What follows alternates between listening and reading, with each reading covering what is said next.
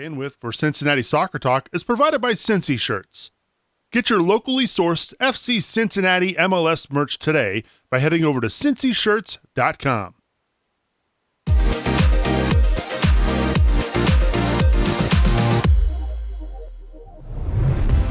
Hey, what's happening, CSTers? Welcome to Cincinnati Soccer Talk Live, coming at you from the Cincy Shirts studios. Pleased to be with you here on this Monday evening. FC Cincinnati, well, Friday night, well, they just did not bring it. They lose 3-0 to Real Salt Lake, suffering their worst loss in home history. And based on the social media commentary after the match, it's safe to say that a lot of folks have their opinions, and we do here as well. So tonight we're opening up the Kings Hammer Hotline. So get in touch with us, 513-399-KICK, to have your say about what happened on Friday night against Real Salt Lake. So again, get in touch with us. We're monitoring the live chats tonight. We've also, you can get in touch with us on Twitter as well, at Cincy Soccer Talk. You can also email us at feedback@cincinnati-soccertalk.com. Pleased to welcome in my tag team partners this week. We'll start off first and foremost with Bill Wolf. Bill, how are you? I am good. Ready to talk some soccer. Well, we're glad to have you back here. Speaking of having somebody back, look at this guy. Bryan Weigel's in the house. How's it going, Bri? Great, man. Number one true fan here tonight in the house. Let's go. Only positive things tonight. It's my promise. Did you just say only positive things tonight? Only positive things. Nah, I'm lying. Okay. So again, get in touch with us tonight, 513-399-KICK on the Kings Hammer Hotline. I'd imagine a lot of you are upset at what you saw over the weekend, Friday night. Some of us here at CST are as well. As you mentioned, 3-0 loss to Real Salt Lake on Friday night. Worst loss in club history, at least at home. A really good first 40 minutes, and then the wheels kind of fell off there in the last 5 of the first half. You look at the first half stats. I'll start with you, Bill. You look at the first half stats, and you're thinking to yourself, how the heck did FC Cincinnati find themselves down 2 goals heading into the halftime locker room? Yeah. I mean, you said a really good 40 minutes, and I might even kind of come back and say it really wasn't a really good 40 minutes. It was a good 40 minutes in the sense that we, possessed the ball and we created chances, but we have not been able to find the back of the net in hundreds and hundreds of minutes. And something's got to change. I think the frustrating thing for fans is, what happens when a, team gets momentum like they did, against us in the 40th minute and the 46th minute or whatever it was.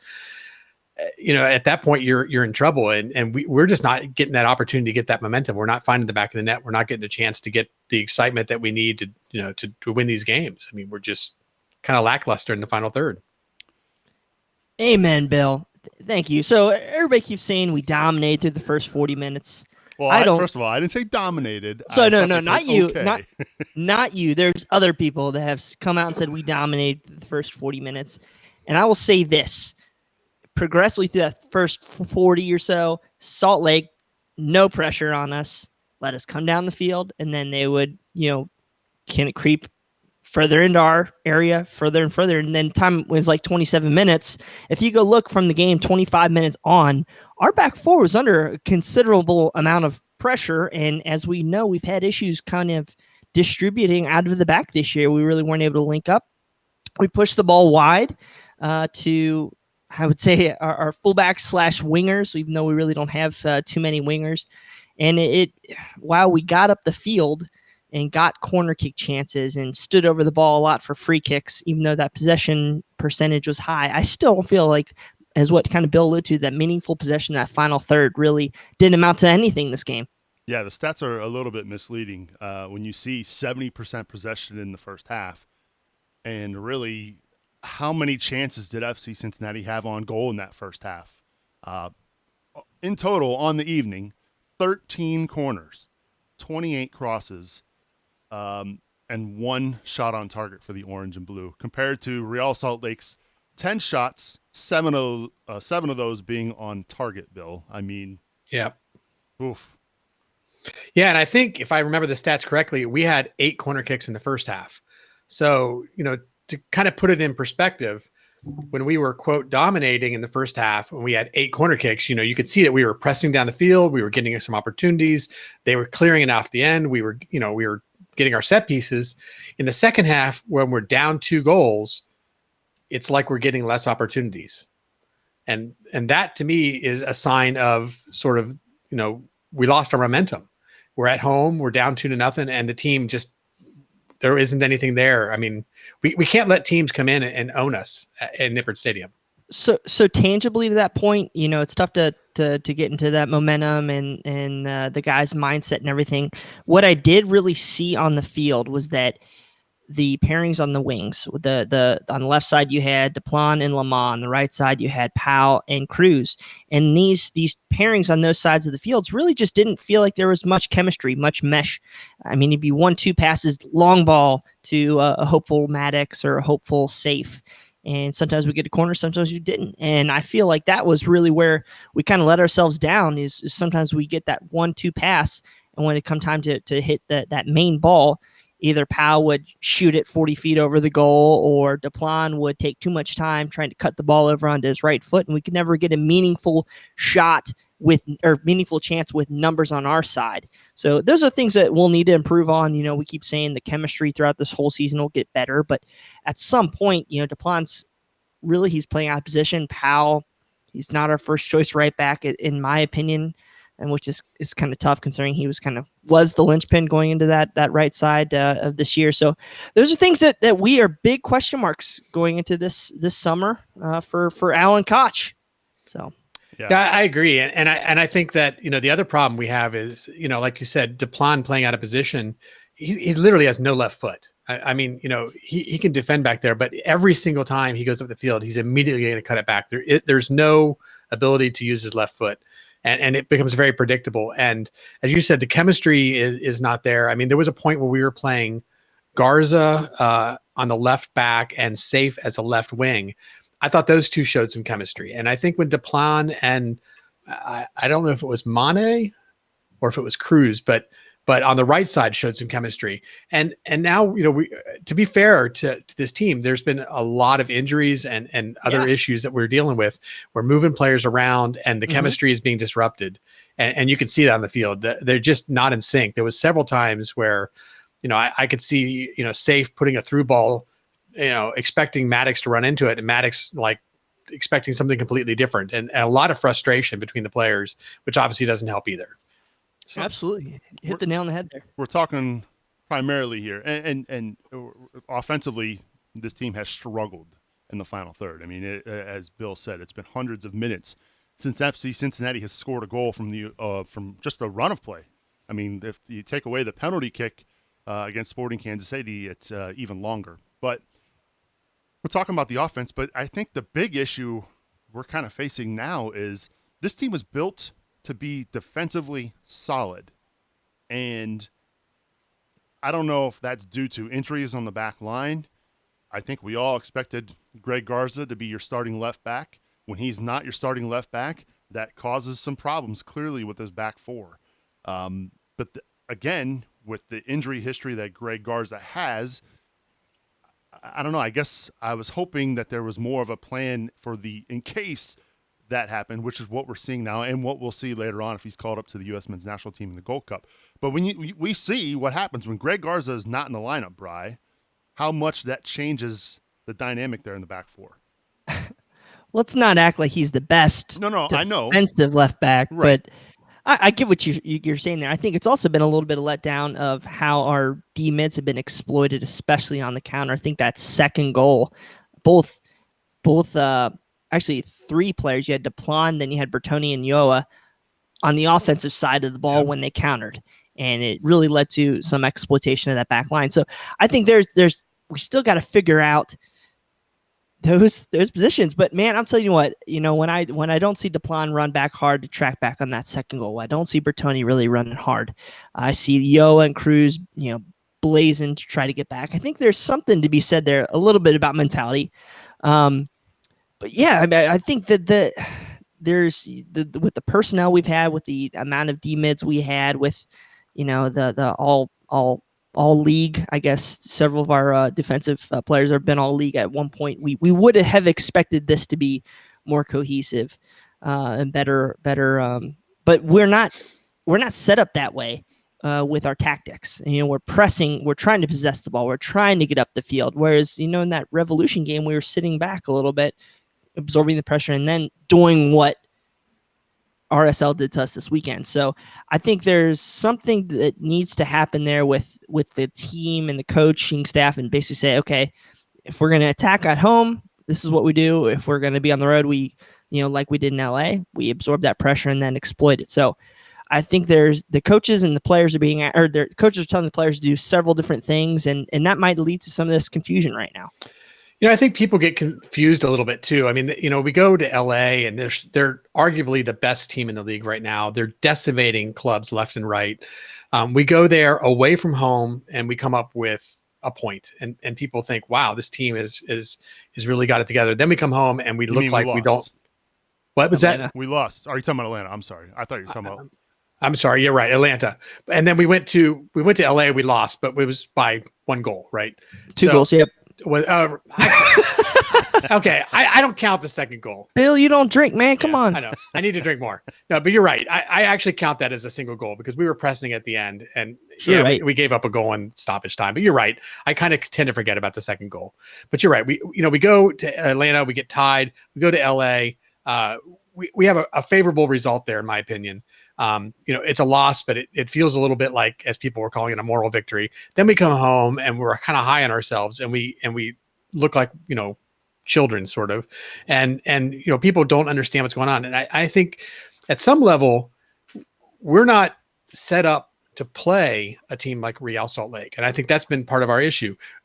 We're in my opinion, we're a bunker and counter team, and when we played against a bunker and counter team, we ended up trying to be a possession team, and we don't have it. We get extended out too far. We play 2 holding mids. When you do that and you stretch out your line, then people get behind us and we're in trouble. They counter on us, and we just don't respond to it well. When we bunker back and we have everybody defending on the ball and looking for a breakaway, then we're tough to beat down, just like Real Salt Lake was tough to beat. Now, you go back and you look at the 2 goals that were scored there in the last 5 minutes of the first half. The first goal coming from, Nick Hagelin just wailing a ball off of the shins of Corey Baird.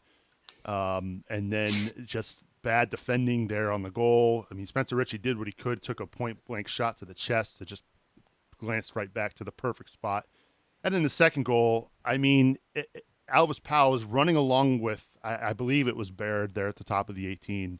And rather than take one for the team and take him down, he just kind of let him go. What?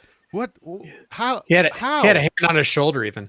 Yeah. So I guess that's where I have a tough time with this. You look at the stats overall. I think the FC Cincinnati at this point is 16th on offense and 19th on defense, or I might have those two flipped in Major League Soccer. But for a team that has primarily stated that we are going to defend and make it tough for teams to score goals, I don't know. I guess I'm not seeing that, Bill.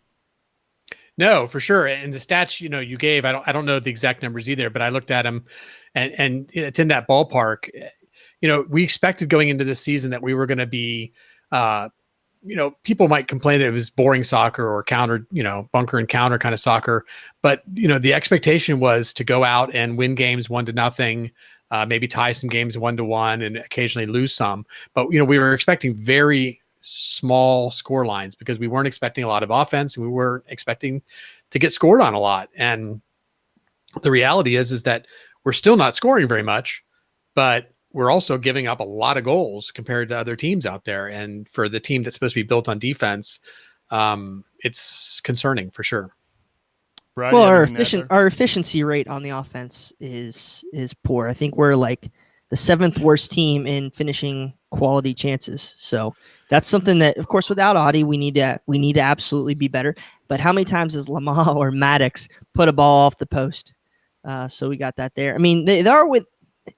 FC Cincinnati is kind of what we thought they were going to be in a sense.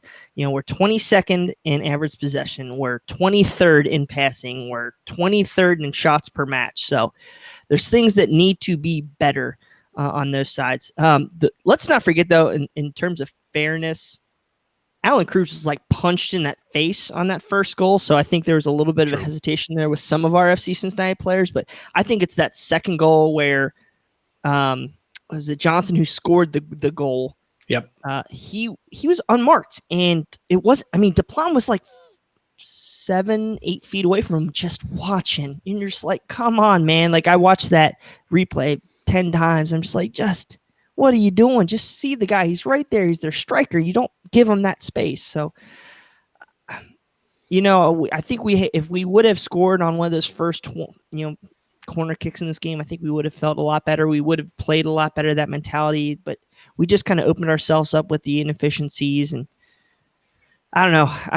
I just hope the guys kind of buckle down and really get into the practices this weekend, because we just need to see it better all around with mentality and just some simple things like that. A lot of folks had a lot of comments after the match on social media about the offensive play. And now we have not seen Fernando Adi in a few weeks, Bri. How much has his, inability to get on the field really affected this squad? Well, if we're going to play crosses in like we did this weekend, or if we're going to try to play the long balls and have a hold-up player, that's a huge missed opportunity. But if we go back and do the counter, what Bill said, and do the quick passing that we had versus Portland, versus New England, we're safe in Mane, Ledesma at some points. These guys were doing quick passes up the middle and creating their own space. I don't think that we miss Adi in that sense if we can kind of continue that format. But as of right now, how we played the past couple games, yeah, absolutely. I agree. I mean, sorry, dead air. I was waiting for Subes to move on, but no, I mean, it's obvious at this point when you're so many games in and you haven't scored anything in the run of play, that he had an effect on the style of play that we're playing right now. I think a lot of people assume if he's not banging goals into the back of the net that he's not doing his job, but I think there's a much richer, deeper need out of a holding nine than simply scoring goals. And people miss sometimes the amount of defenders that he pulled away from the front of the goal to, he'd make a diagonal run to the right and he'd pull two guys with him. That opens up Lamar on the left, And I don't think this is just a one-man fix. I think it's nope. Whether it's a 10 or if it's an Audi or if it's, people have been saying Ledesma, there's definitely we still need to figure out how we're going to attack these things, and it's a long process. This season isn't about I would say winning. That's not necessarily true. It's making the playoffs, having that long-term view. We've said this on our show repeatedly every week for the past 15 weeks. If we can get 9 points through the first 2 months of this season with even the teams we played, I think you look at Atlanta, they're not as good, but Sporting KC's doing well. Philadelphia Union's much better. So if we got 9 points, I think these first two months, finding ourselves out, I think that's a success. We're at 8 points, 1 point per game. Not great, but be realistic here. I don't know. I'm ready for this. I'm ready for us to really start showing a jump again, kind of how we started the beginning of the year. I was joking. I was listening to KLR, and it's like we looked really bad in this circle. It's almost like we look bad, and then we look good. We're looking really good. We might be contenders. Oh, we might not be as good as we are. They said it on KLR, and I feel like that's kind of how our season's going to be. We're going to be inconsistent. We're going to have those moments where we look great. We're going to have moments that we just look absolutely terrible, and it's just having that long-term view. Because if we really pressure our coaching staff, honestly, if we pressure our coaching staff to be top 4 right now, that's not a good mentality, I feel like, for this season. Now, of course, I want to demand that our players and our staff do well, but there is a long-term view here at this point. Well, it is, and again, maybe I'm not seeing it, maybe you are. I don't see that this fan base or these fans are pressuring the coaching staff to finish top 4. I think 7th, maybe, we saw a little bit of the results early on that we thought, okay, this team can be a contender in the playoffs, can at least fight for that final playoff spot to make the top 7. But at this rate, I just don't see it happening. If they can't put the ball in the back of the net, there's no way they're going to make the playoffs, Bill. No, they won't. And it's a little bit of what I said, as far as what Bryan was just describing. Sorry. Yeah. But what Bryan was just describing with the circle is just, based on certain teams, we stack up well. Based upon other teams, we don't stack up well. I don't think this team is mature enough yet that we can play a lot of different styles. I mean, we're learning each other. We're figuring out a few things.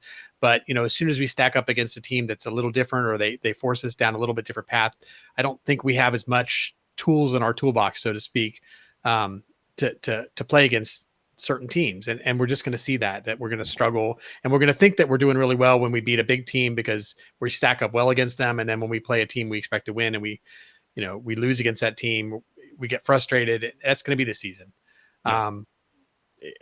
It is what it is, but I don't think, we should panic at this point. I think we're, like Bryan said, early in the season, we said 9 points or 8 points in the first group of games, whatever. Yeah. We're in that realm. We're there, You can be mad. You can be disappointed in the performance. You can be upset with how some of our players' mentality, whatever, looked, hustle. We're a blue collar town. You can be upset by that. I don't see a rash of Koch out. I think Brad was making a joke about like how he tried to find a Google, or he searched Twitter, and like the most recent one he found was like in March, and it's about like the Charleston battery or something like that. But in all seriousness, we're allowed to be disappointed. And I think we should be disappointed in this game, and especially in that Kansas City game where we just saw that we were competing at a level I thought we might have been better than the other team at some points. Mm-hmm.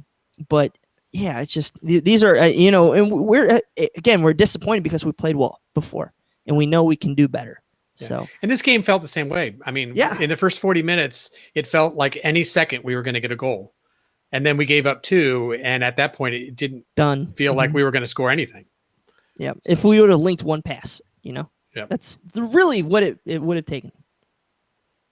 All right, or one header on a corner kick. One header is right on a corner kick. A lot of folks, and I took the brunt of it Friday night, tweeting about the match official. Now, let me state here for the record that the match official had 0 borrowing on the outcome of this match Friday night. I didn't see that he did anything poor in this match. There was nothing to me that I thought, man, that FC Cincinnati is getting jobbed. That was not the reason why FC Cincinnati lost Friday night. So to see the social media reaction after the fact, and again, I know people are going to be upset with refs. There's always going to be those iffy calls. But to me, I thought it was a penalty. I didn't think it was any doubt about that being a penalty in the second half. What did you guys think?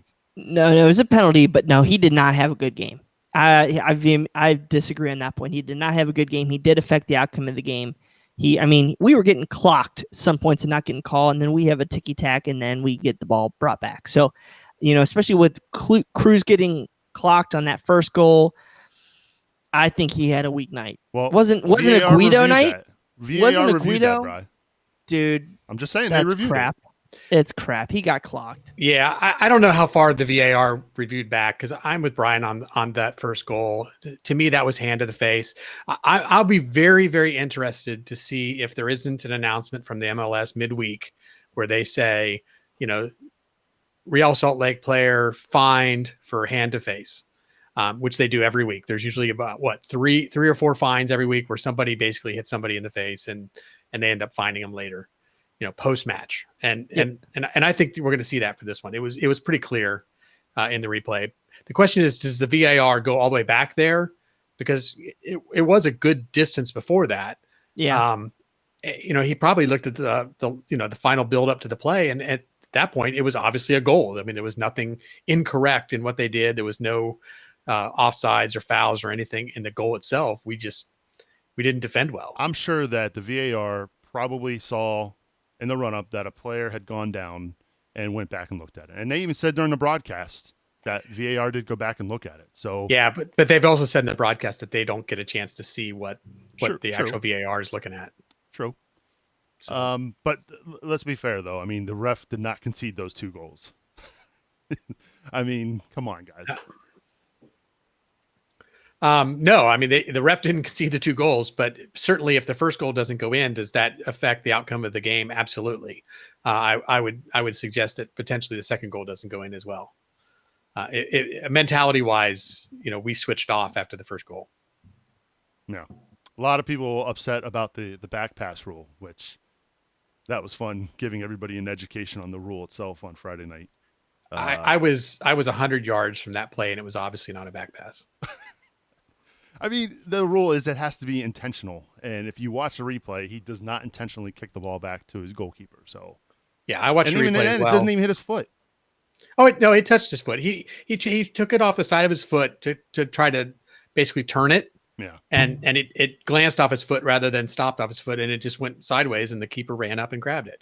I mean, in my opinion, it was kind of a bold move on the keeper's part, because you're trusting that the referee saw what you saw. It was obviously off his foot, but I think it was the right call on the referee's part. I think the funny thing about this is that earlier on there was a play where a Real Salt Lake defender cleared the ball in the air and it just took a weird path backwards. He was clearly trying to get it out of the zone, and it ended up going backwards towards the Salt Lake goal. And rather than the keeper catching it, which he could have done because it was clearly not a back he punched pass, it. He punched it. So clearly he doesn't know the rules either. Yeah. Well, but okay, and that's another thing though. Looking at this game, where you're just missed opportunity, rookie, or at least I think he said 1 pro start. Yep. Just come on, challenge the guy. Yep. Oh well. Yep. Well, we'd love to hear from you. The phone lines are open, 513-399-KICK, 513-399-KICK. Before we go to the phone lines, though, we're going to, and we do this after every match, we ask for your 3-word match reviews. And so starting this week here on the show, we are going to actually read some of the best ones off. We'll include some of ours that we gave as well. So, Bill, do you want to lead us off? Yep. Losing fans fast. That's a good one. My 3-word match review from Friday night was wasted Friday night. How about you, Bri? Oh, you guys screw me over on these ones. It's not fair. Worst game to date. That's 4. That's not 3. To date's hyphenated though. 2. Oh, come on. I love it. That's Worst from David. game to date. Of course, you make me say it. That's fine. Oh, I get the next one too. Yeah. 4. Cold, tired, worried.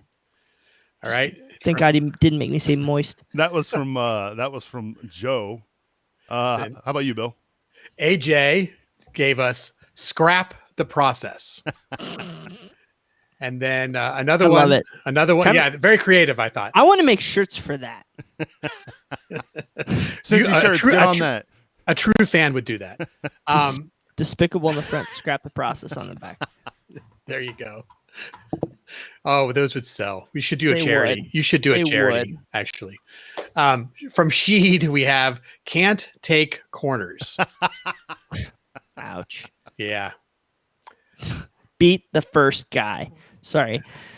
All right. And from Cooper. God, you guys, absolutely nothing good. Y'all are just happy. This is from Mike. He says USL caliber performance. That's another good one. And the number 1 3-word match my review this God. week is It's terrible. Virgins score more. That's from John. I'm going to have to say I don't think so. That's true. Don't think so. Virgins score more. That was my favorite one. Thank you. Is for that your a 3-word is that match a review. is are we making fun of people from Salt Lake or something here or what? Wow. Okay. I think we move on from this quickly. Again, get in touch with us. We've got phone lines open 513-399-KICK. It's that time of the show where we give a big shout out and thanks to our awesome supporters.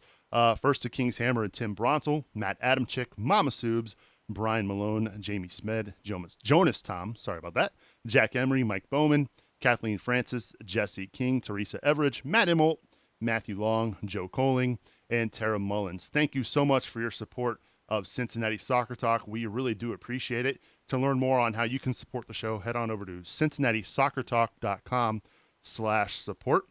And one way you can support the show is to come out to our live show coming up on May 13th. We're going to be live from Buffalo Wings and Rings on Ohio Pike. That is coming up on May 13th, start time at 7 p.m. I know we're going to have the CST cast and crew there bringing the show live from Buffalo Wings and Rings. We've done a couple shows at the Buffalo Wings and Rings in Oakley, but this time we're going to be out in the Beachmont area, Bill. Yeah. Why not spread the love a little bit? I don't know that we've done anything out on the east side. A lot of great fans of soccer and FCC out on the east side. So their chance to come and visit us and have some great food and hopefully some great conversation. So come on out May 13th, starting time at 7 o'clock. Get there early, get a table, come hang out with the CST crew as we bring you CST live that Monday evening. Should be a fun one. We are looking forward to that. All right, let's head over to the Kings Hammer Hotline, shall we, gentlemen? The phone lines are open, so get in touch with us.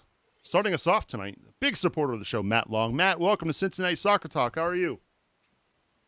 I'm good. How are you guys doing? Oh, we're doing fantastic. It's Monday evening. We're talking soccer. It doesn't get any better than this, Matt. Well, it does get better than this because start off positive. How about that Aston Villa, man? 10 wins in a row, locked up a playoff spot in the championship today. Does it get better than that, Subs? Congratulations. I know you're a big Villa fan. I saw that today from your Twitter. Absolutely. That's a club, too, that has been through a lot. And to see them, I'm hoping that they can get back to the Prem. This year, man, this year. We're going up.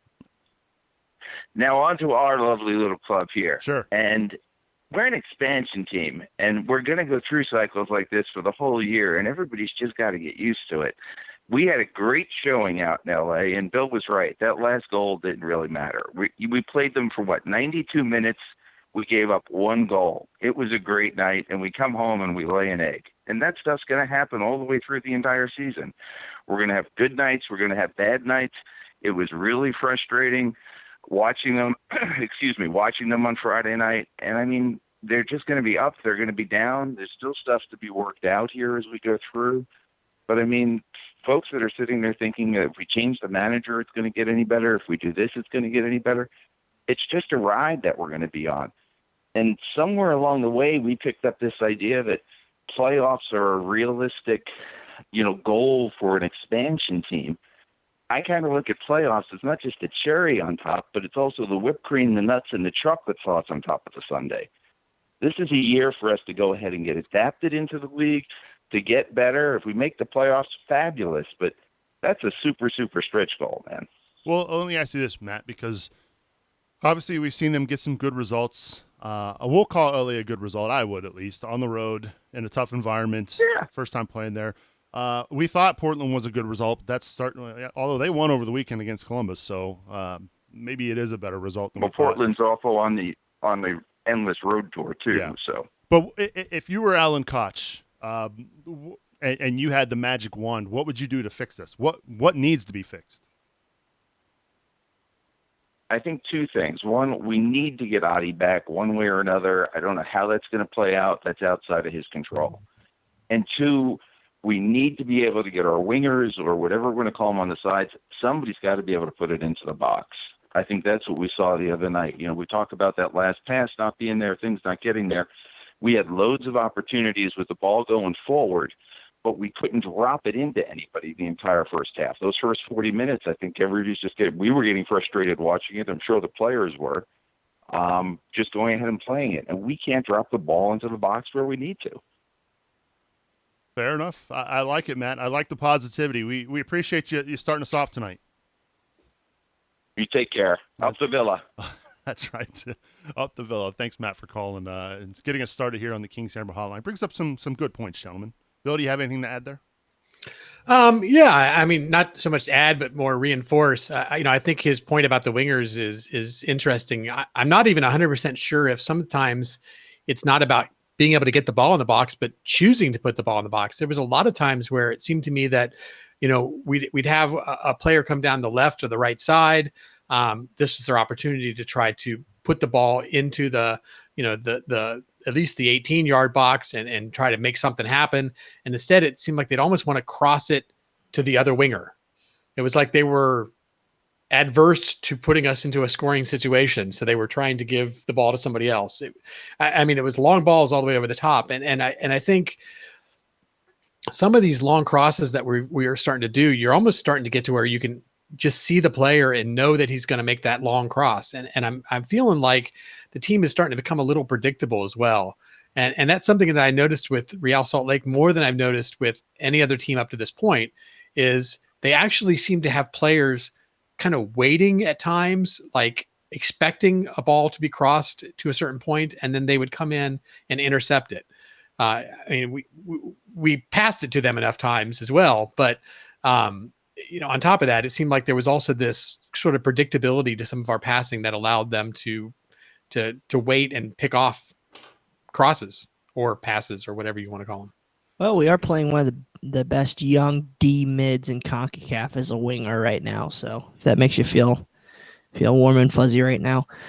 In terms of, do I feel great after LAFC and all these things? Looking back at the game, we gave up a lot of chances that night. Yeah, that's why I was going to say, if Rossi, whatever his name is, Vela, those two guys, they put, a couple of those chances even just a little bit better, and we lose that game just as easy 4-0. So I do think there are some glaring issues.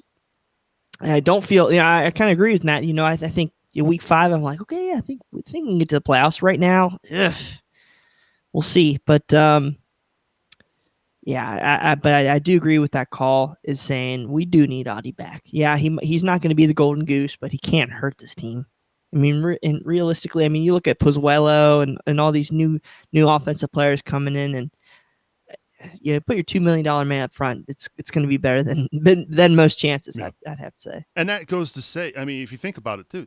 Down 2-0 in the second half in the 60th minute. What changes can Alan Koch make to bring on more attack? He had nothing to bring on, Bill. No, he didn't. And the previous game, in LA, we even saw Frankie Amaya come on as an attacking option, and then we loaned him out. So we ended up reducing our attacking options from a young draftee to 0, essentially. And yeah, when you're down goals and you're putting in Stanko and Alashe, we're not gonna go anywhere from there. Yeah. So one thing we did learn about Amaya too, or Amaya. Wow, I've heard it both ways. Somebody commented on how I say it. It's only going to be a month, according to Orange County SC's release. So he might be back sooner rather than later. Maybe that loan gets extended out as that expires. We'll see. But that was interesting news that came out of Orange County regarding that transaction. So that was not from the FC Cincinnati release. That was from the actual Orange County folks. So maybe they can loan us Aiden Quinn. Do you hear the crickets? Chirp, chirp. Let's go back to the phone, shall we? Let's head over to the Kings Hammer Hotline. Let's welcome in a good friend of the show, Chris Weimer, to the show. What's up, buddy? How you doing? Not much. How are you guys doing? Doing well. What's up? No, just want to talk about Waston's leadership Friday. I know there wasn't a lot of negatives, but watching him play, that guy just doesn't stop. And when he took the ball for the PK just to try to get his point across, that's something I really like. That I don't see the team quitting behind him if he continues with taking over like he was last night or Friday. I just really like his gameplay. I think that was one of the few positives of the game Friday. Well, I think they're afraid of getting smacked. I didn't know if he. I know I am. So I would be too. He might take my leg from me. So I did not see that coming, Chris. So okay, I asked this question to Matt a minute ago. What needs fixed? What would you do to fix this squad right now? Well, we need somebody who can score some goals. So, clearly, yeah. We do this FC Supporter League on Tuesday nights. I say we could bring Pat Benson up there, maybe Jamie. Like they're leading the league up there, so we could bring them, try them out. Just playing, but yeah, no, we need to find somebody just going to attack the goal. I think if Adi was there on Friday, that would have been a perfect game for him. As many times as we crossed it across the center, I think that would have been a perfect game for him. I think he would have had a multi-goal game during Friday. But we just need somebody to attack the goal, or somebody that's going to actually put the ball within 5 feet of the goal or something like that. These ones that when they were shooting, it was all through the bailey. Nobody came close. So. I think they're still coming down. Yeah, that one went up and I think hit the back of the concession stand up in the bailey. The one, I don't forget what shot that was, but yeah, I think we just need to find somebody that's not afraid to shoot. With like Ledesma, maybe bring a young guy up. I know it's not going to be possible, but bring somebody that's hungry, like a Walshman, back up. I don't know. Right now, any possibility or anything's an option. So. All right, fair enough. Well, Chris, appreciate the call, man, and keep track of that leg. So we don't want Wasson walking around with it, all right?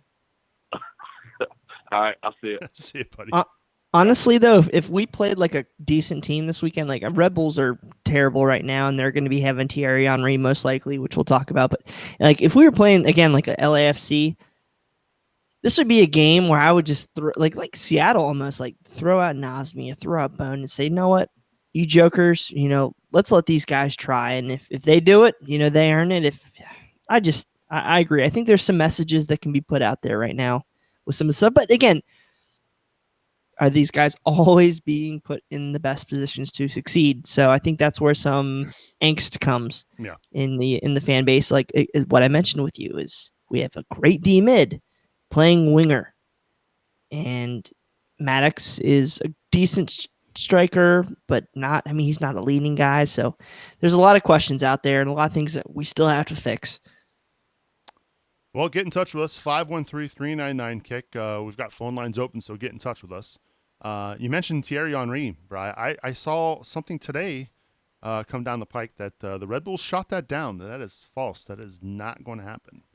Oh, really? Yeah, so we'll see. Now, we've seen teams say things, and a day later it's different. So stay tuned to that. I mean, that would be an interesting move to bring in a guy who couldn't cut it at Monaco over in Ligue 1. Now, to be fair, Monaco is a dumpster fire at the moment, but we'll see. I mean, obviously he's a club legend there in New York. Scored a lot of goals for that group, so we'll see if there's any truth to that rumor. I mean, who knows? That coach they have there, Armas, who was under Jesse Marsh for several years. If they do let him go, honestly, I'd love to see FC Cincinnati go after him, at least to be a associate head coach, assistant, whatever you call it, just an assistant, some guy that has experience in this league in terms of being able to scout other teams, having the familiarity. And I appreciate our coaching staff, but none of these guys have been in the Eastern Conference in Major League Soccer. They don't have all that experience. They're very good coaches. I guess Jack was in Montreal for a while, but just to have somebody that has that, scouting reports filed already for some of these teams, I really wish we could have that as an option for our team in 2019. That is a good point, Brian. Obviously, it's a learning curve, and the more times they play, the more times they see these teams, they're going to learn from it. There's no question about it. So that's a point very well taken there, Brian. Let's go back to the Kings Hammer Hotline. Let's welcome Rob into the show. Rob, welcome to CST. How are you? Hey, how we doing, boys? It's your boy, Rob Johnson Collins. What's up? How's it going this evening? Well, we're doing good. What's on your mind? To get to what you were talking about before I begin, don't forget they still got Bradley Wright Phillips, and he is still a very dangerous man even at 34 years old. Yeah, he's a player. There's no question about it. Oh, yeah. But I wanted to actually get on the line and talk about what I witnessed on Friday and what I've been witnessing along all the media stuff. First of all, it's not time to push the panic button. I've been hearing a lot of people saying, burn it down, fire Koch, trade everybody away. I even heard a couple people in the Bailey right when I was leaving on Friday saying some horrible stuff to some of our players, booing them and stuff like that. It is not the time to press the panic button here. We're a first-year team. We're learning the ropes. We're doing all right by what I can see. Yeah, the last couple games have been horrible, but that's going to happen. Yeah. We can bounce back, and I feel like as soon as we get off this stretch, because a lot of it has to deal with MLS, and the fact they scheduled 10 of our first 11 games or something against teams that made the playoffs last year. That is a whole lot to ask of a team to start their franchise with. But as soon as I think as soon as we get out of that wilderness, we'll have the chance to come firing back and get some stuff done. So, like I said, I don't know how it got started. I don't know why people are being so negative right now. Don't. It's not time yet. Maybe a couple years down the road when we're ending our second season, maybe our third season going into the new stadium, maybe if we're doing like this, then I'll be the first one to light up and grab a pitchfork. But Rob, so hold on one second. Yeah. So if you go these next 3 games, all 3 on the road, and you get 0 points out of these, as a fan, don't you have the right to go and demand change? Absolutely. Like you were talking about, everybody has the right to be mad about this. Everybody has the right to be mad that we got stomped on Friday. First 40 minutes, cool, and then the floodgates opened for Salt Lake, and then everything just died. I'm mad about it. Everybody has the right to be mad about it. But we cannot go to the extremes to where, 8 games in to our very first season in MLS, when we know that we're not going to be getting all our USL guys back. And personally, I feel like we were a little bit privileged last year having all that success. Yeah. Everybody should know that they weren't going to come. Most of them were not going to come up to MLS with us. So they need to get that out of their heads now. We're building with a brand new team, and we're 8 games in. And personally, I think we're doing fine. All right. But there have been times like the LAFC game. Yeah, I was kind of thinking that things were going to go south. I was satisfied with 2-0. I was satisfied with that. We played well, and we only held 2, and that was more than I expected. And then Friday, that stretch is going to happen. We're going to, like your first caller said, we're going to have stretches where we are absolutely going to, you know what. And yep, you're right. You're right, man. You're right. Yeah, no, I appreciate it. And it's up to us to keep supporting them. It's up to us to stay loyal to them no matter what. And I'm going to be one of the first to declare I am loyal to this team. Maybe not so much to the point where I'm waving around true fan right behind me in pictures. Yes, I like that. By the way, you, I have a couple of those in myself. But like I said, it's not time yet to press the panic button on all this. Yeah, we've had a couple of bad stretches, and not a natural goal and a PK in 3 matches. Yeah, that needs to change and that needs to be fixed. But we have time to fix it, is the moral of my story here. We have time to fix it. We have time to fix our team, and we have time to right the ship. And I think we can do it. Now, and we get to the point to where we can say unequivocally, hey, we're going to make the playoffs with this squad. Absolutely not. If we make the playoffs, perfect. The icing on the cake to a season like this. Yep. But hey, as long as we're trying, I'm going to be satisfied with what we get out of this, no matter what our record is. Well, fair enough, Rob. Well, we appreciate your thoughts, and I'm sure a lot of fans echo your sentiments as well. And don't be a stranger, all right, buddy? I appreciate you guys too. Goodbye, and have a good night. You too. That's Rob on the Kings Hammer Hotline. So we've got phone lines open. Get in touch with us. 513-399-KICK. This is your chance to have your say. We asked, we were talking a little bit about the performance Friday night, wanted your thoughts. But how do you fix what's going on right now? Do you have thoughts on how that could happen? Again, get in touch with us. 513-399-KICK. What was that, Bri? Said, or the U.S. soccer game coming up. That's right.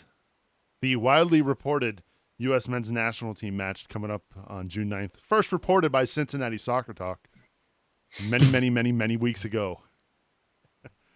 You're terrible. That's a sore subject. Can you tell? Source. Anyway, tickets went on sale, I believe, today, didn't they, Bri?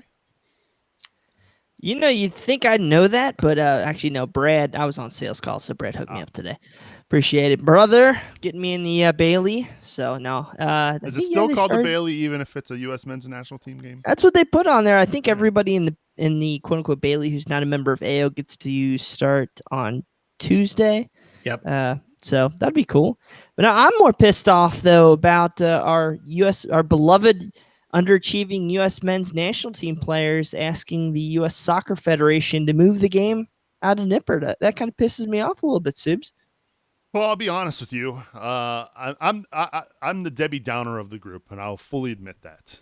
So for me, I have zero, like, when I knew that this match was happening, no part of me went, yay! Like, I wasn't all that excited. It's a friendly.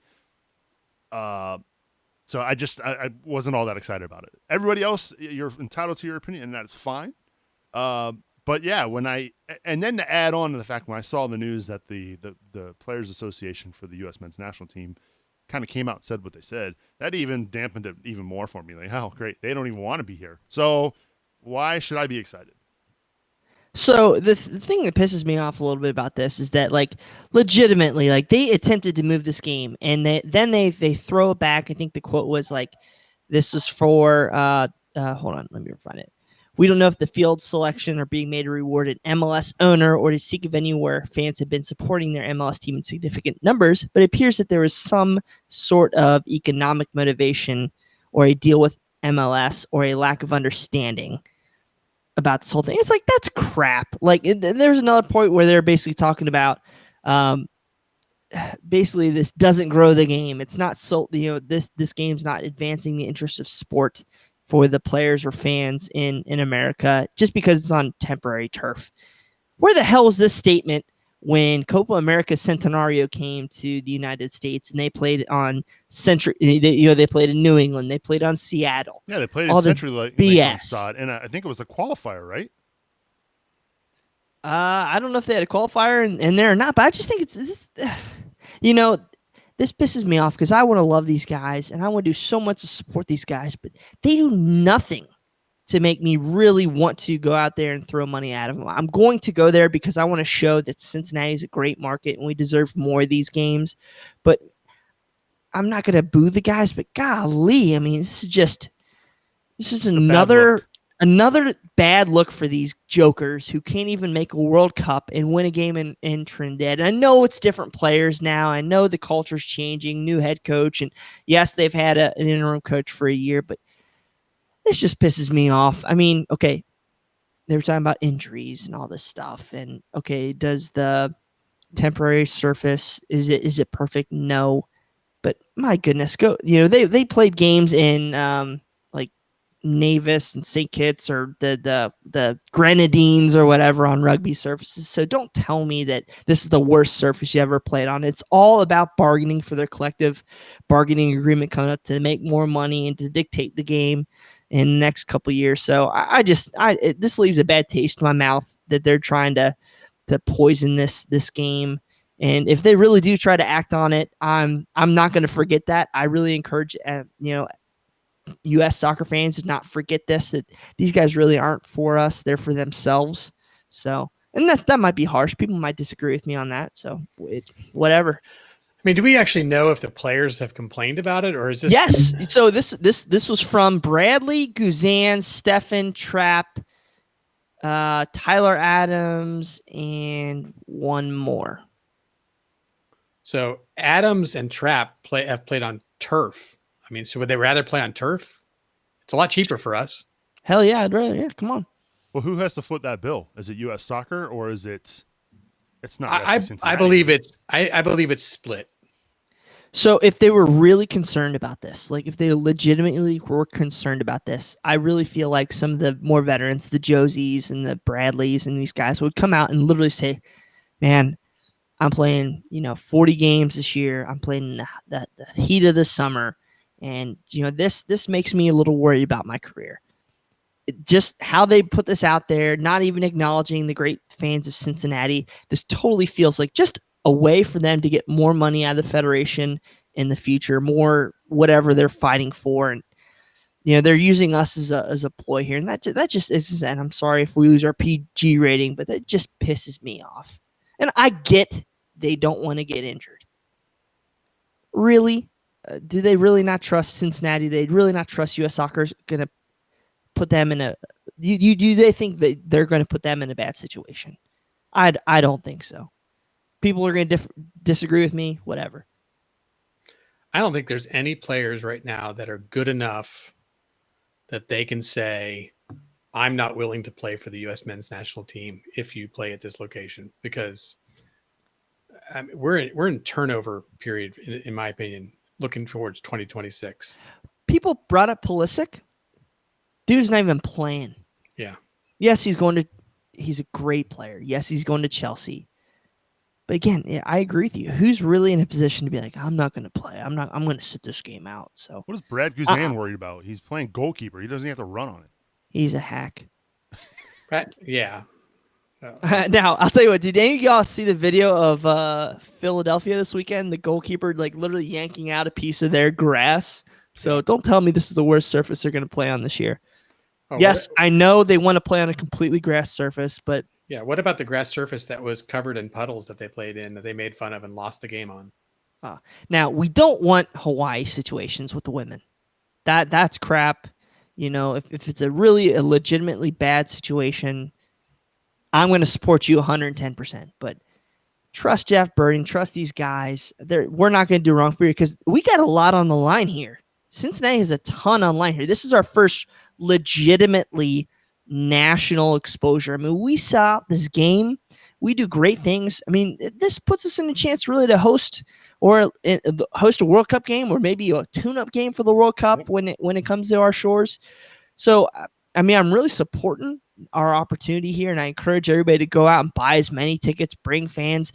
Bailey tickets like $28, so 33 or 28, whatever it is. But I mean, it's affordable for a U.S. men's national team game where we will legitimately probably see Pulisic, Bradley, Altidore, Brooks, Roldan, right? Sorry, what? Yeah, I mean, you don't think he's going to make the U.S. squad this summer? I mean, he can, but he's whatever.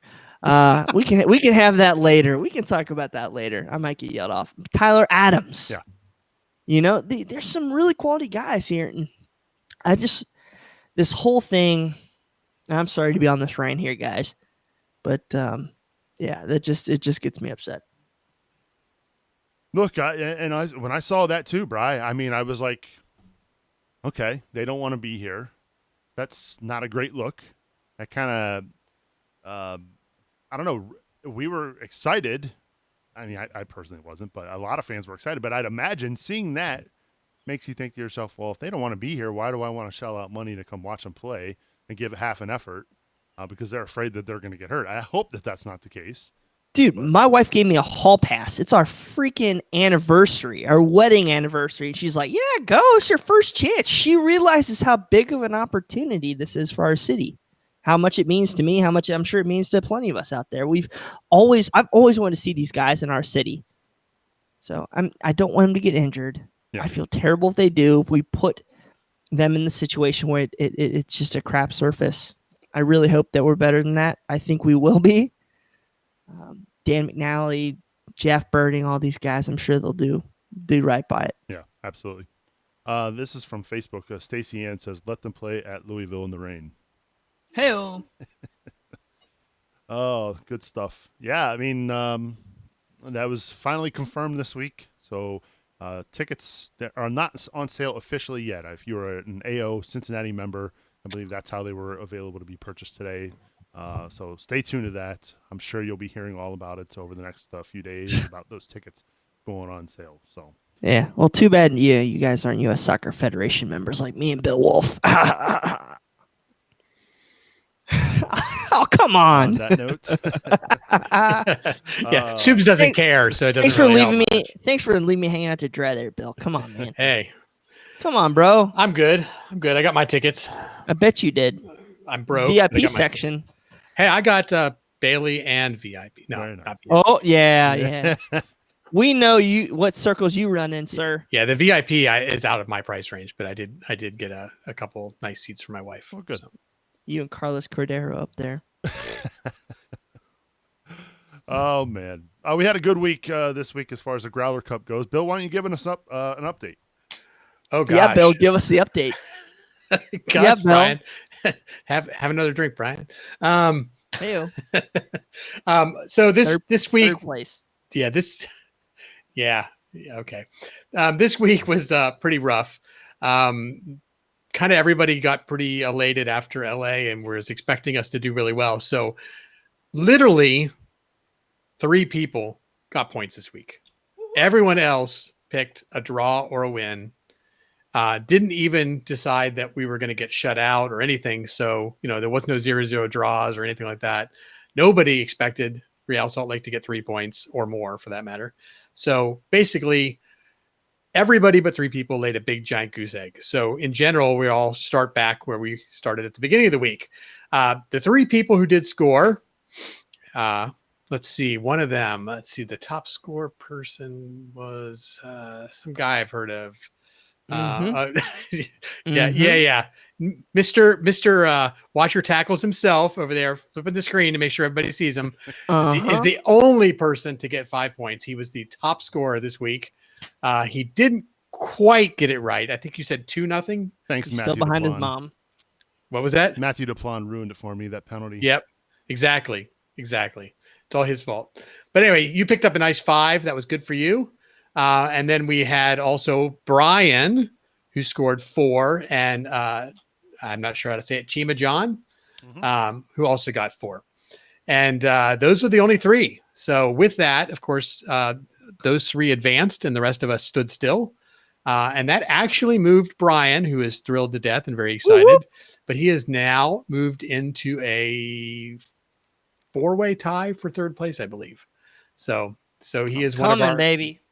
But the top 6 people right now are separated by 1 point. So it's pretty close to the top. If you're like me, you don't have a chance. I am 6 points out exactly. So if everybody above me fails and I get 6, then I'm tied with the top. And I think what do you call it? The tiebreakers I'd lose. So this is the last round. This is the last game for this round. So yes. if I get 6 points, and let's go. As long as nobody else above you gets 6 points. I ain't gonna do it. So the top 2 go through is how we do it, right? That's So the winner and the runner-up get to advance to the finals at the end of the season. And then we reset everybody back to 0 and we start over for 9 more games. And we'll do that 2 more times. So three rounds in total. And that gives 6 people an opportunity to advance to the finals. And of course, if we get a duplicate, we'll go down to the next one and the next one, etc. But the resetting is new this year. And the nice thing is, of course, if you're new and you want to join and become a supporter now, you actually still have an equal chance in rounds 2 and 3 to advance. You don't start 9 games behind with no chance of ever catching up. And that's part of why we did it, was to allow people who join mid-season or whatever we want to call it, or even maybe have been a supporter all along but just haven't been playing. Start sending in your votes. So you should be getting an email every week with a chance to vote and have some fun. Unless Soups doesn't send it to me. Well, What? Well, we'll let you in behind the curtain. Bill sends those emails. Yeah, exactly. Bill sends the emails. Rigged. And Bill, he's not going to give me a link this week. Yeah, and Bill is the one who Rigged. also nicely took your quote. Your verbals. Yeah. So terrible. I love you. Oh, that's funny. You got one, Brian. That's right. it. Feel salty over here. And you don't get any more since you're giving me a hard time. Hey, If you want to check out the roster, the standings, the current standings right now, head on over to Cincinnati Soccer Talk.com/Growler Cup. And of course, our tremendous thanks to Omni Printing and Promotions for helping us put that on this year. So it's not too late to get involved in the Growler Cup. All you've got to do is become a $5 a month donor. Head over to CincinnatiSoccerTalk.com/support, where you can do just that. All right, it's time where we begin to wrap things up here. We will have a little bit of an extra time after the show, so make sure you stay tuned for that. But we'll start off with some final thoughts. First, with Brian Weigel. Brian, as always, it's good to have you back. It's been a while, and I know you've been busy with life, man, but it's going to be a while again. Got my birthday this weekend, got vacation coming up, got a kid on the way. Golly, it's going to be amazing 2019. So, yeah, I'm an idiot. Going to have a third kid. Whoop, whoop. No, I love him. I can't wait till they come back and watch this. I'm so excited. I really am. Very excited. So dropping bombs. In terms of kind of what we're going through as a supporters, whatever. There's been a lot of talk online about the stadium and kicking people out of homes and everything. And this has been something that's kind of been on in my mind for a couple weeks since, they're talking about, evicting a 99-year-old lady. It's 17 people that are going to lose their homes over our stadium. I feel terrible about it, and I think there should be a concerted effort somehow with our supporters to make a difference in the community. And so maybe we organize something, or I'm not sure exactly, but I really hope that these are some big life changes so we can enjoy hobbies. When we're criticizing people on social media and things like that, I just wish we have sometimes a little bit bigger picture and maybe we talk to our supporters groups and really try to make a difference somehow. But so that's my kind of Debbie Downer end of the show. But let's maybe try to make a difference as a group and figure out some ways to help these people in this community that we're going to be a big part of into perpetuity. Well said, Bri. And again, glad to have you. We've missed you. I know you've been a busy man, but dude, I've been traveling, man. I get to stay in some interesting hotels, that's for sure. I love it. Well, good. Really do. But yeah, it's fun. Good to have you. Bill Wolf, the Wolfman. Your final thoughts?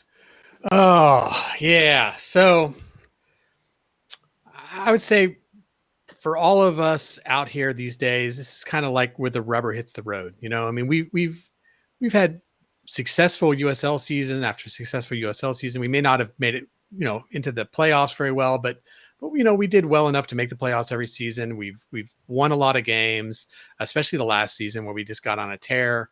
Then we come into the MLS and, in the last several games, we haven't scored a goal in the run of play. We haven't won a game in a while. This is kind of the darker times, and it's kind of a chance for us to reflect on ourselves as a community and as a soccer base as what we want to be. And the question is, and this is, I think, something for everybody to ask themselves: do you want to be a fan or do you want to be a supporter? And I don't want to tie that in a way that sounds like it's linked to something. A supporter isn't somebody who's in a supporters group. It doesn't mean that you're in the Bailey. You can be a supporter if you're not in the Bailey. You can be a supporter and not be a member of a supporters group.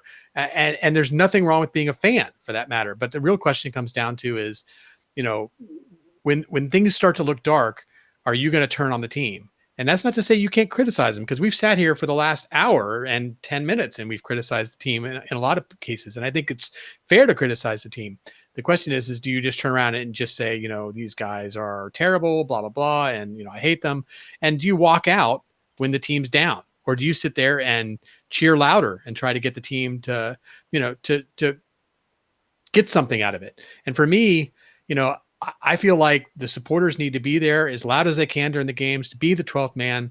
If it's raining, if we're down 3 goals and it's the 85th minute, we should be playing harder rather than frustrated and walking out the door. So I hope people join me. I hope the Bailey, 1,700 strong will keep the voice up as long as we can. These might be some dark times, and let's do the best we can to show the team what we expect out of them. by reflecting it in ourselves. Well said, Bill. Yeah, I think there's a difference between being critical and um, maybe negative is not the right word, but I see where you're going with that. I think it is fair to offer up criticism if you base it on facts, right? I mean, if you can show why this isn't going right, or if you have an opinion on how you would change, I think that's fair, and I think that's healthy. I think that where we get into trouble is where supporters of the club deem you as not a true fan if you think negatively or have a criticism of the club. I don't think that's right at all. I think that's perfectly valid to have criticisms of the club. And I think as supporters, we should criticize when it's necessary. I think we should care enough to question. Yeah. If you don't question it, and when they're doing poorly, it probably means that you're not thinking about it and that you don't care as much. To me, to sit down and say, I think this is a problem, I think this isn't working, shows that you're actively involved in the team and you're paying attention to what's going on. And I think it's very fair to do that. The thing for me is if you just come out and just say, for instance, the coaching staff sucks, they've got to go. The players, they don't care, they need to go. Or, this team, is a disaster, that's a dumpster fire, I'm done for the year, or whatever. This isn't productive, right? You haven't added anything to the conversation. So let's be constructively critical, to discuss our ideas, and then, hopefully some improvement comes along the way and we can all get excited behind it. I like it, Bill. Well said. I guess that kind of ties into my final thoughts too. I added my little 2 cents there. Don't forget to go check out our fan cams. Jay did a great job over the weekend getting those recorded. He and Jeremy. Head on over to our YouTube page, get subscribed so you check out those fan cams after every match. And don't forget, you can subscribe to the audio version of this podcast. And we do record the show live every Monday night at 9 o'clock. But if you can't make the live show, you can always get our audio and video on demand on YouTube and in the podcast format as well. And if you need to learn how to get subscribed to the show, head on over to our website, CincinnatiSoccerTalk.com/subscribe. That is where you can find links to download apps, or if you already have podcast apps, it'll give you links to where you can find our show on those apps. And if you get subscribed, you get a chance to catch out. You get a chance to download and catch March to Match Day. This week, we're going to be joined by Mark Fishkin of Seeing Red New York, which is going to be a really good guest this week on March to Match Day. Brad and Boston are doing a great job with that show. So get subscribed so you don't miss a single episode of Cincinnati Soccer Talk. Yeah, they're okay. Love you. So we've got CST Extra Time coming up next. That's going to do it from the Cincy Shirts Studios for Bill Wolf and Brian Weigel. I'm Subes, reminding you to watch your tackles, and we'll see you all next week.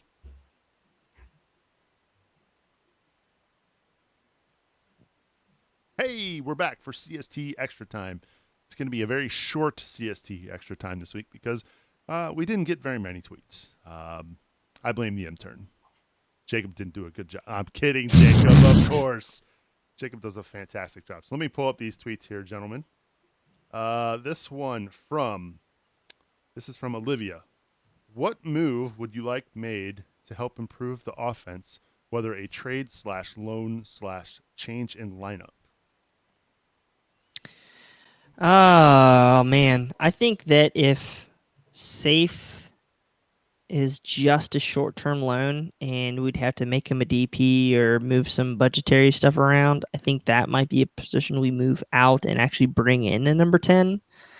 So I'd love to keep him if we can, but somebody that can, when things are down, that we can just count on to unlock a team like a Piatti, well, Pozuelo, but whatever.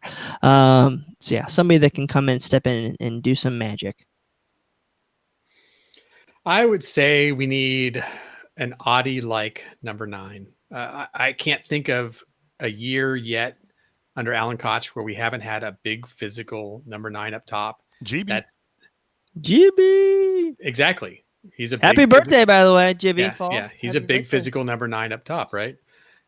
So we like that style player, or Alan likes that style player. He builds his teams around that. And I think part of our issue is we just have not, we've lost that player, and that's causing us some issues. So I'd like to see that player come back. Thank God Jibby couldn't drive. Moving on. What? This is from another Liverpool supporter. I believe this is from Matt Immelt. He says, if you had to pick 4 CST members to play in a golf scramble for $1 million, which 4 do you choose? Bonus, you can blindly take Steven Gerrard as one of the 4 if you want. Okay. We'll take Gerrard. Brad for sure. Brad's really, really good, actually. Like 4 or 5 handicap. He's pretty good. Yeah. Bill, you play? What was the question? We're talking about Golf. Golf? You play golf? Like actual golf, Yeah. like with Yeah. a long metal Yeah. thingy and a thing at the end. So not Bill. Not Bill. Not Bill. No, not at all. So if we have to put me on the team, y'all will be in trouble. How about this? Okay, so Gerard and Brad are in one golf cart, and then me and Boston are just getting bombed in the other golf cart. That's a good foursome right there. You need that one guy in your foursome in a scramble to bring Brad's the the A player. comedic to bring the comedic value, right? And that's what Boston is, right? He'll make you laugh. So Boston, hopefully Boston's not listening, but if You I ever haven't seen play, me swing yet, so if I ever play with Boston, I'm gonna get one of them fake little balls that have the white powder in it and throw it on the tee, and then just let him rip and just look like a idiot. Thanks for the question. Let's see. This is the last question we got tonight. This is from, I want to make sure I attribute this correctly. I believe this was from our own Jay. He says, if we had to assign Avengers roles to the CST staff, who would fall where? To my response to that is, what are the Avengers? Oh, it's like Damn it, Soups. golf to me. You just don't know anything about the Avengers. I My don't watch. gosh. I don't You watch don't- movies. I don't watch you Game of don't- Thrones. you I don't know even Brian wanna- wants to get at me for that. Dude, man, yeah, there is a question on there about Game of Thrones, sir. So you Yeah. can look at it. I'm Ruffalo. Oh no, I would say Sub's the Hawk. No. Sub's the Hawk. He's maybe Loki. I don't know. Are gonna- you giving me the Hawk because on the show I'm this nice, calm presence, and then Hawk off smash. the air I go ape? Hawk smash. Ape? Come on, man. I'm gonna say. Well, my caps, my all caps, Bri indicates ape. I'm gonna say Trisha's Black Widow. I'm gonna say Bill Wolf is Tony Stark. I'll say I'll take Brad. I'll say Brad's Captain America. I'll say Boston is Captain America's sidekick. Captain America's sidekick. There is his War Machine. That's what I call. We'll call him War got Machine. it. Okay. Oh gosh, who else? Jacob. How many You Avengers can are be there? Jacob, our intern, can be Spider-Man because he's just not to the level yet, but he's close. He's very close. I think Boston should be Ant-Man Ooh, Oh, that's interesting. I'm just trying to figure out who I because he's a goofball. what Yeah, would that's true. Ken be? No. 'Cause Ken's kind of our stats guy. He's kind of our stats nerd, and that's not a slouch because he comes up with some pretty awesome stuff. See, look, Ken. Then that would make sense for him to be the Hulk because he's like the brainiac dude. So I don't know. I'm trying to think of the guy who doesn't show up very much. Who's that guy? So I might be the villain. I don't know these things. You got a lot I going actually, I might be the guy who does the snap and I just disappear. on. Is that an I will actual call- Avengers character? We'll call me Doctor Strange. Yeah, because I'm just kind of in and out, and I can just pop up whenever I want to, and nobody says anything. Yeah, that's good. I couldn't tell you other than is Spider-Man an Avenger? He is. I Okay. said that already. Well, Jacob? again, you could say their name, and I would not know if they are So- an Avenger or not. I'll be Doctor Strange, and Yosef will be my sidekick because he has a sidekick, and I love Yosef. And you never see the sidekick anymore, so that's cool. I love you. Okay. So, and Batman and Robin are not Marvel. They are DC. All right, we're logging off now. Am I right about DC? Yes. Okay. I was just asking a You did question. good. You did good. Are Yeah, you you did. impressed that I knew that? No, not at all. It actually hurt that you said it like that. Wow. It's okay, though. As long as you don't say Daenerys Targaryen, it's okay. I couldn't even tell you what that is either. Is that a Game of Thrones reference? You know nothing, Jon Snow. All Okay, right. See. All right. That's my cue to get the heck out of here. Once we start talking Game of Thrones, you lose my interest. So anyway, good stuff. Thanks for the tweets, and enjoy your week, everybody.